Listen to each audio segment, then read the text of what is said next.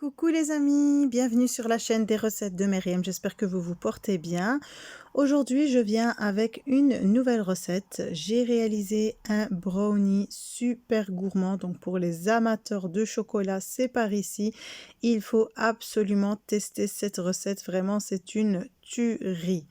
Vraiment un bon brownie comme vous le voyez ici avec sa petite croûte sur le haut bien brillante, sa couche vers le bas bien cuite et le centre super moelleux et très fondant en bouche. Vraiment, il faut tester cette recette surtout si vous êtes fan comme moi de chocolat. J'ai réalisé ce brownie dans un moule spécial brownie qui m'a été envoyé par Amel Pâtisserie. S'il vous intéresse, vous avez un code promo avec une petite réduction. Je vous laisse le lien du site et toutes les informations en description de vidéo. En tout cas, vraiment top, je le recommande. Sans plus tarder ici, les ingrédients de la recette. J'ai 180 g de chocolat noir. Prenez du chocolat à 70%, 70% pour les Français. J'ai 130 g de beurre à température ambiante, 3 œufs à température ambiante. J'ai aussi ici 75 ou 75 g de sucre brun et 50 g de sucre cristallisé. Si vous n'avez pas de sucre brun, vous pouvez prendre du sucre cristallisé, mais vraiment le sucre brun, c'est ce qui ramène tout ce moelleux et un goût incomparable au brownie. J'ai également 50 g de farine, 25 g de cacao amer, une pincée de sel, un sachet de sucre vanillé. Et après, pour plus de gourmandise, et ça reste toujours facultatif, j'ai quelques morceaux de chocolat noir et quelques noix que j'ai torréfiées pour avoir encore un meilleur goût. Je les ai mis dans une poêle et sur feu moyen, je suis restée à mélanger quelques minutes, le temps de leur donner un petit craquant. Alors on va d'abord commencer par faire fondre le chocolat et le beurre en même temps au bain-marie.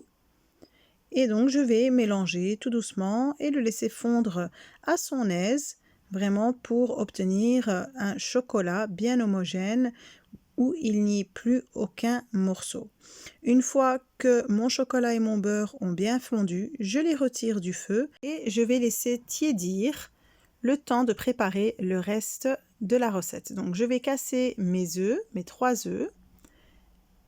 Je vais y rajouter ma pincée de sel et je vais les fouetter vraiment très peu. Donc vous pouvez utiliser le fouet manuel car en fait dans cette recette il ne faut pas vraiment donner de la force et fouetter longtemps le mélange. Je vais rajouter les sucres, donc le sucre cristallisé, le sucre brun et je vais mélanger tout ça. Vraiment quelques petites minutes. Donc le but ce n'est pas de blanchir le mélange comme dans les recettes de cake ou de gâteau, mais juste de bien mélanger jusqu'à ce que le mélange mousse. Dès qu'on obtient une belle mousse, on s'arrête directement. J'ai rajouté aussi le sachet de sucre vanillé.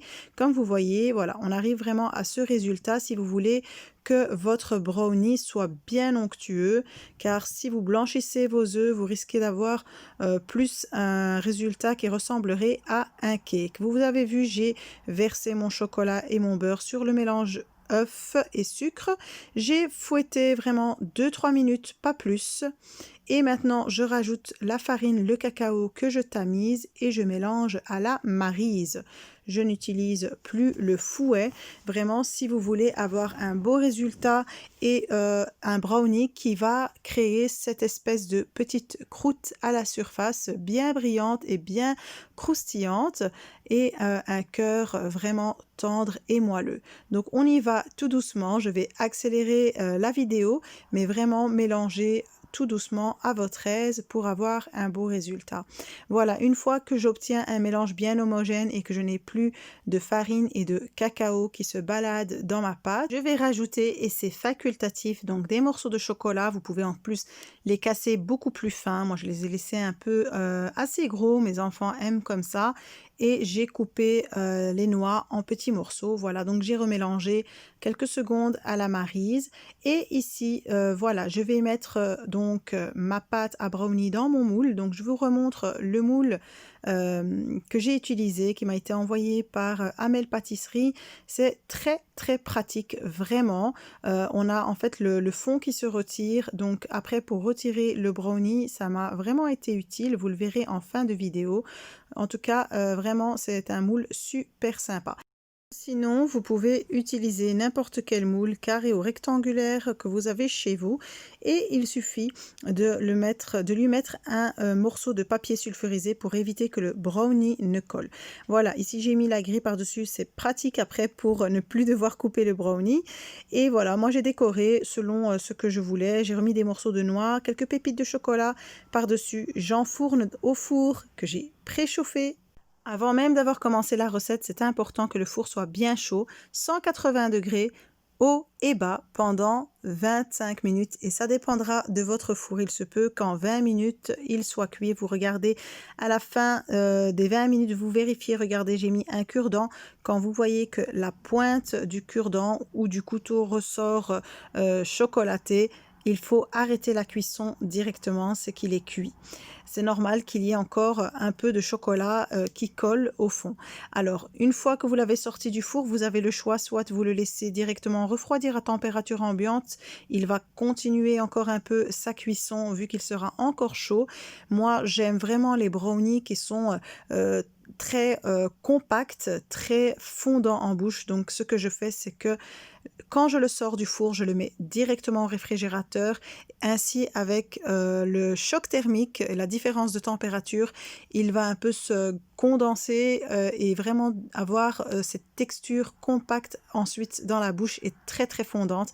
Vraiment, je vous conseille de tester cette technique. Vous n'allez pas le regretter. Vous laissez votre brownie refroidir complètement avant de le couper. Bon, ici pour moi, c'était très pratique. J'ai juste enlevé la grille, j'ai démoulé facilement et retiré cette grille. Et donc voilà, on a des brownies super bons, vraiment très fondants en bouche. Si vous testez la recette, n'hésitez pas à m'envoyer votre photo sur Insta.